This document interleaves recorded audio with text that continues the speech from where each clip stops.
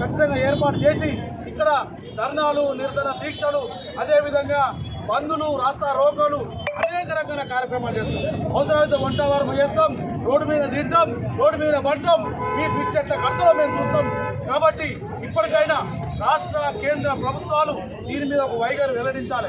ఇంతకుముందు మా లింగన్న చెప్పినట్టు ఎవరైతే సంబంధిత అధికారులు ఉంటారో, సంబంధిత కాంట్రాక్టర్లు ఉంటారో, సంబంధిత అధికారులు వచ్చి వెంటనే ఈ అఖిలపక్ష పార్టీ నాయకులకు, ఈ అఖిలపక్ష నాయకులకు ఖచ్చితంగా మేము ఫ్లైఓవర్ బ్రిడ్జ్ నిర్మాణం ఆపుదల చేస్తున్నాం, మీ ప్రజల ఆకాంక్షే ఆ ఆకాంక్ష అని చెప్పి వాళ్ళు చెప్పేంత వరకు ఇక్కడ ఉద్యమాలు ఖచ్చితంగా గట్టిగా చేస్తామని ఈ రోజు ఈ ధర్నాను విజయవంతం చేసిన అన్ని పార్టీల అఖిలపక్ష ప్రజాస్వామ్య ప్రతి ఒక్క నాయకునికి సామాజిక ఉద్యమాభివందనాలు తెలియజేసుకుంటున్నాను. ఫ్లైఓవర్ వద్దు, ఫ్లైఓవర్ వద్దు, ఫ్లైఓవర్ వద్దు.